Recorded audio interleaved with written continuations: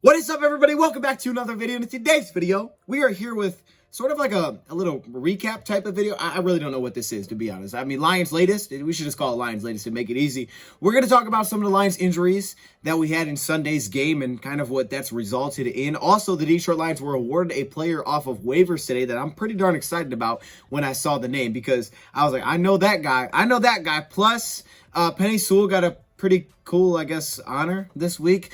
And we got to hear from Dan Campbell. Our last second dose show, so there's a lot of stuff that I was going to say in this video and that. So this video probably shouldn't be too long. So let's get it started. The city's been down and it found a way to get up. And when you knock us down, we're going to get up. And on the way up, we're going to bite a kneecap off, all right? And we're going to stand up. And then it's going to take 2 more shots to knock us down. We're going to take another hunk out of you. Before long, we're going to be the last one standing. Welcome everybody to the video. Glad you guys are here. And yes, we're here to talk about our Lions. Again, I'm not sure what to call this. I'm just going to call this Lions latest, and we can just roll with that. We have some Lions news that we need to discuss, and I think we should just start off with the injuries that the Lions are dealing with and just kind of dive into those and what's actually going on there. So let's start with the big unfortunate one. That's Jerry Jacobs. Robey-Coleman had to come in and play the outside cornerback position. Now, we did have Parnell Motley. We had Corey Ballentine, but we went with Nickell Robey-Coleman. And Robey-Coleman, if you know Robey-Coleman, he's not an outside corner. I don't think he's played outside corner anywhere else. This guy is a pure slot. He's 5'8", and he had to come in and play outside corner for us, and it led to some issues. 2 plays after he came in, the guy had a pass interference call on 3rd and 8, which could have gotten us off the field. So it led to some problems. It seems like when they really needed it, a lot of times they targeted him, and it's just kind of a mismatch for him out there at his size. Now, like Campbell said, he did battle, and he's a guy that's not getting defensive rest because he was on our practice squad. This is the first game we elevated him off our practice squad. I thought the Lions would do it more in the past. They didn't. They rocked with Will Harris going to slot, and I thought that's what they were going to do coming out in this one, but no, they kept Will Harris in kind of that slot cornerback role that they've been using him in. So he slid at outside cornerback and definitely had some struggles there. But this is about Jerry Jacobs, because Jerry Jacobs has torn his ACL, and that is awful news, just awful news. And Dan Campbell said it's kind of like a 9-month thing. I think he said having this in December when you're towards the end of the season. This is an awful time to have it, because now he's going to spend pretty much his offseason just rehabbing it and trying to get back for next year. So this is terrible. This is awful news, not even for just this season, but for next year. You talk about development in the offseason. This is really bad news to Jacobs. He's played really well this season. He's kind of surprised a lot of us. I think some of us liked him coming out of college, but he surprised, I think, all of us. We'll say he surprised all of us this season with the way that he's played. So you really hate to hear this news for this guy. He put out this letter on Twitter, said this: Detroit Lions Nation, first and foremost, I want to thank you for welcoming a kid from Atlanta into your hearts and homes. Thank you for always showing me love and support, even during the hard times. Your spirit and words of encouragement is what motivated me to go 110%. Every play, it pains me to announce that I have suffered an ACL injury. This is a minor setback for a major comeback. I can't wait to get back on the field and play for the best fans in the NFL. Tough times don't last, tough people do. A lot of injuries this year, and like we had Okudah at the beginning of the season, who was out after the first week, and now you're hearing this with Jerry Jacobs. So you just hate the fact that he's going to be out this long, going through the rehab process to try to get back, but he's played really well. So shout out to Jerry Jacobs.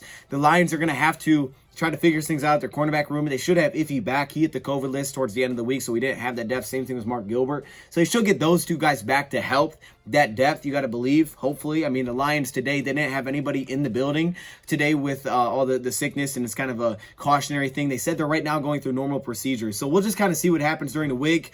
Another guy was added, unfortunately, to the COVID list. That is Corey Ballentine, who was brought up from the practice squad last week. So now he hits the COVID list. I think we're at like 8 players on that list currently, but we'll see. The Lions have a lot of guys that they can activate off that list as this week goes on. We'll just kind of have to wait and see how that goes. But this is awful news. And shout out to Jerry Jacobs again. I mean, I hope we can get him on the show. I would love to have Jerry Jacobs on the show. We wanted to have him on at the beginning of the show, so hopefully we can get you on at some point. That'd be awesome. That would be great. But you played a heck of a season, man. And I do believe that this guy will come back ready to go. Because first off, the competition is going to be there. But he'll be ready to go. No doubt in my mind, he'll be ready to go next season. Now, with Iffy, the good thing that can come out of this is, I guess, at least we get to see Iffy, hopefully, for the rest of the season. He missed a chunk of time, and we just got hit with bad injuries. And it wasn't like a 2-week, 3-week thing. I mean, we got hit with major injuries. Like, Iffy missed a lot of the season. Okudah's missing the whole season. Now Jacobs is down with a huge injury. Another update, Alex Anzalone, he went down at the beginning with ankle injury. Dan Campbell's calling it day-to-day. He didn't return, but they're calling it day-to-day.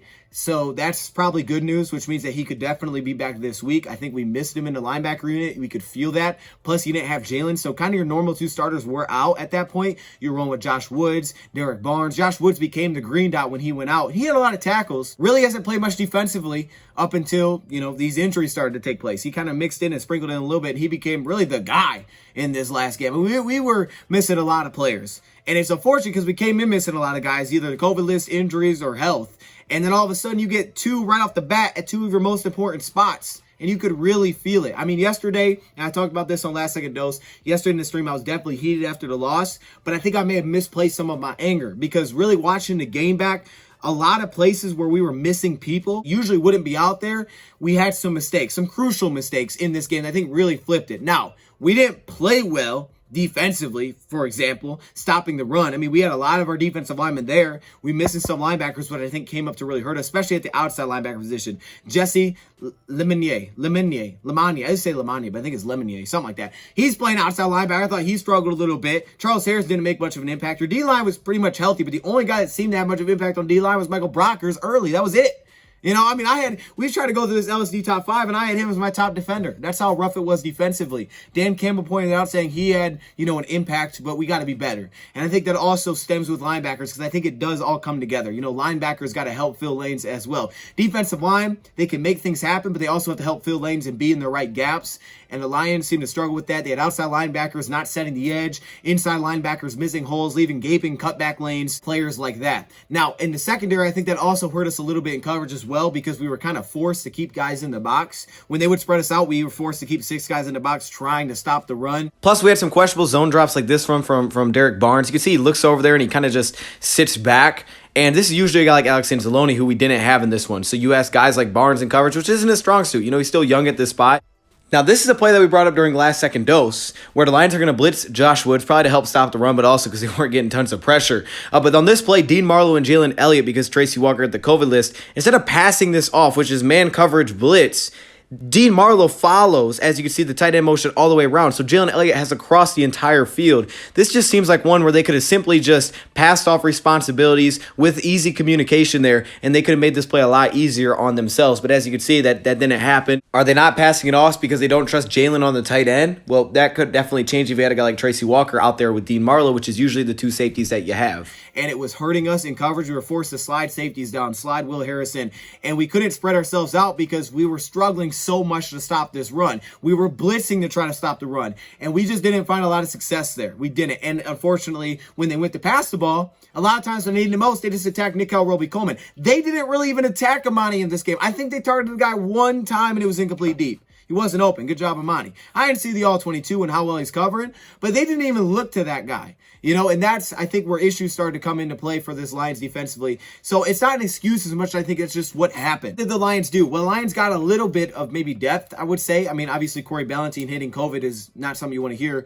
But the Lions did get awarded a player off of waivers today, Brady Breeze. And I believe the Lions are still first in that order when they pick. I think they're still first. So he was let go by the Tennessee Titans. The Lions picked him up through waivers. Now, don't just overlook that we just picked him off of waivers, because remember, Josh Reynolds was also an addition off of waivers, and let's just say he's helped a little bit. He's been pretty solid.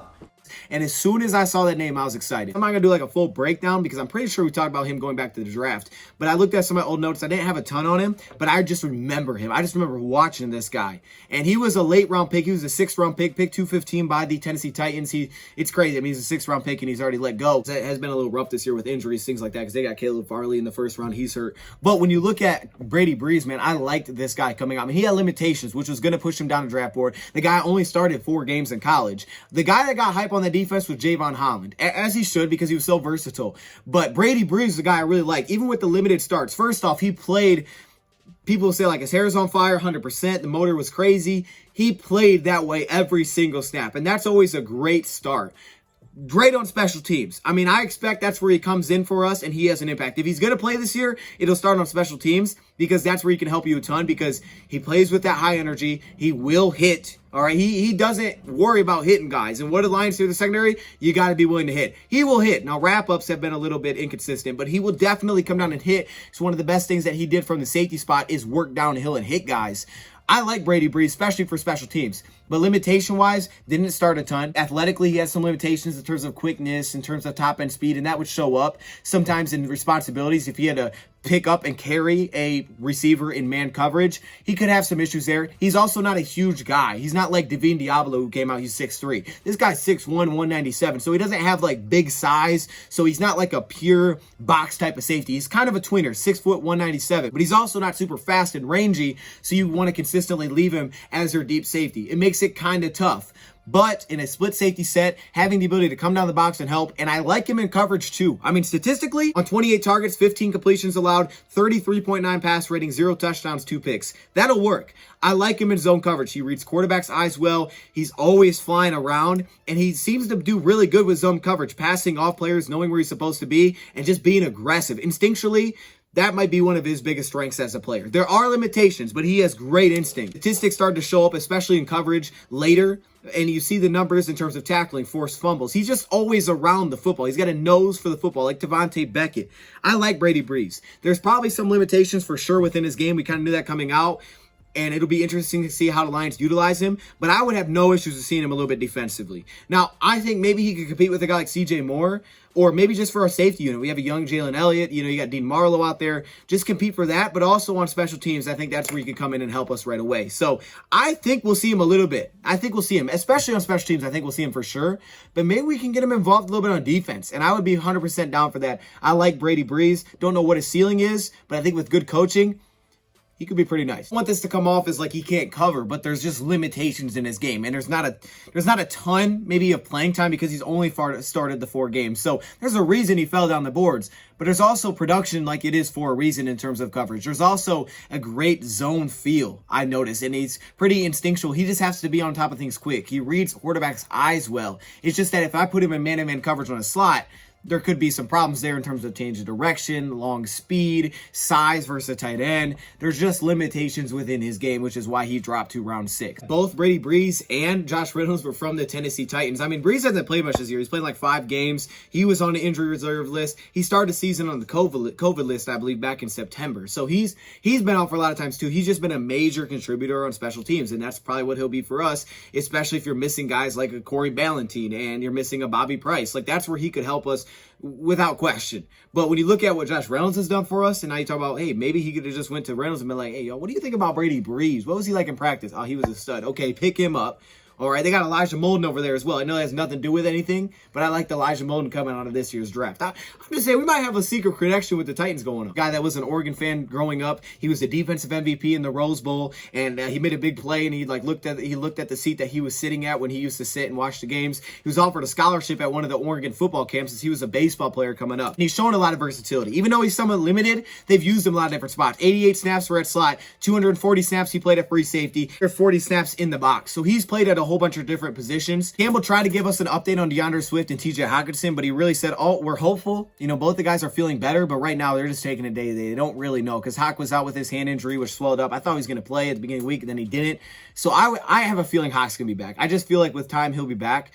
Swift, I'm not sure about. Swift's been out for, the last couple of weeks. We'll kind of wait and see on Swift. He didn't practice at all last week, so I'm not sure about DeAndre Swift. But either way, they're hopeful they can get both those guys back. Now, speaking of running backs, how about Craig Reynolds, who had 11 carries for 86 yards? It's unfortunate that the game got out of hand like it did because we were unable to give him more touches. I mean, if the game was in range, 1 to 2 scores, we could have kept giving the ball. I think he could have easily topped 100 yards, probably way more than that, to be honest with you, because he was running real well. The offensive line was blocking well. Aside from Ryan McCollum, who did seem to struggle playing center, Ryan McCollum, I get it, he's our 3rd string center, but you could kind of see that. Now, they have a good defensive front, so, I get it. And they gave some problems to all of our guys. Now, Penei Sewell was the highest graded tackle in the NFL, so shout out to Penei Sewell. That's ridiculous that he's once again that. He run blocks so well. That's what it is. I think he gave up a sack, but he run blocks so well. We gave a couple sacks in this one.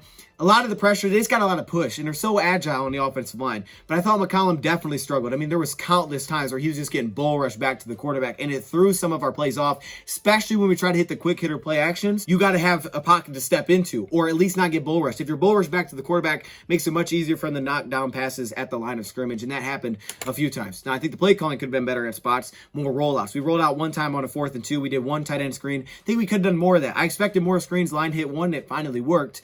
And the rollout, it worked to Cleve Friend pick up first down. I think we could have done a little bit more of that just to kind of get Goff out of the pocket to get less balls batted down the line of scrimmage because of the push they were getting, especially from the interior, which is also probably why the Lions seem to attack the boundaries a little bit more often, trusting Decker and Sewell a little bit more at the tackle spots to hold their own, even though they also gave up some pass deflections. I mean, one was, Maya Collins blown through, and Sewell's guy knocked it down. The other one, Decker's guy knocked it down. The knockdowns in general, I think every play was different. One of them, I think it was Goff patting the ball before he threw it. It kind of gives a tell for a defensive lineman. Put my hand up and he knocked it down. And some of the other ones were just getting pushed into the quarterback. It's just a quick hitter. I mean, there is no look off there. It's play action, it's fire it. But if he's in your face like that, it's really, you don't got much of a chance. And that's just getting moved back into the quarterback. And some of it's probably play calling too. If you roll out, you can get him out a little bit more than just sitting him in the pocket trying to throw an out route on a fourth down. I did not like that play call, by the way. The pass to Zane Zylstra, what kind of play call is that? I didn't get that play. Look at his excuse, look at his, just that's kind of what it was. Like at the running back spot, the tight end spot, obviously, Ivan Hawk, Zylstra had to step up. And not saying they played bad necessarily. I think there's some plays that maybe they could have made, but it's also like the Godwin fumble, right? Godwin usually isn't getting touches like he was in this game.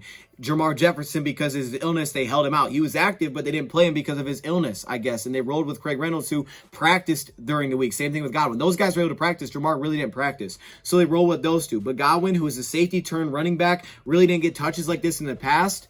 He had a big fumble, which really flipped the game. And because defensively, not just because you're missing players, also some of it scheme too, and just the guys that we had, because their D-line was healthy. Like, our D-line just did not play well. It's not like, we moved the ball well. This is a great defense. We moved the ball well in the first half. Aside from the first 3 and out, which turned into a sack, no chance to get the ball. Touchdown, field goal, continuing to move the ball well, we just couldn't capitalize. And we kept falling behind so much, we forced the stuff to go for it on fourth down. Our defense was unable to hold the field goal, so it put him in a tough spot. But I got it. I get it, because they were moving it so well on us with the run game. We really couldn't stop the run. At that point, offensively, your run game kind of goes away because you're down by 3 scores, turn into pass heavy, and you're starting to force things, and then not scoring on the 1 yard line was so tough. You get stepped on by Big V, which moves you back. Then you get a rollout play, well played by a safety, and on fourth down, you're unable to get the touchdown to Zylstra. I thought maybe Hawk makes that grab. He just goes and makes the play. But you don't have that. So it's unfortunate when you fall behind like we did. The good thing is, I guess, penalties didn't beat us.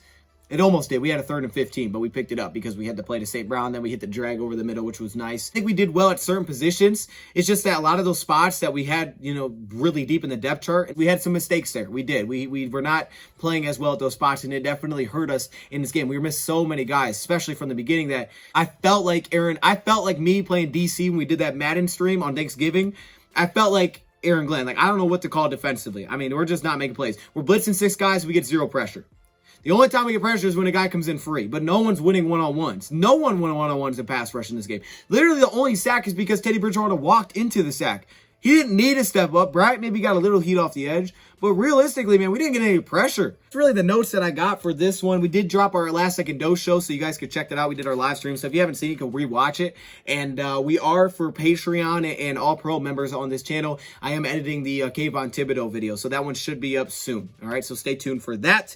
And yeah, that's pretty much all we got. Patreon links down in the description if you guys want some last second dose exclusive content, and it's also an All Pro member of this channel if you click the join button. But that's what I got. Let me know your thoughts, comments below. Thank you for watching. Have a good night, and I'm out.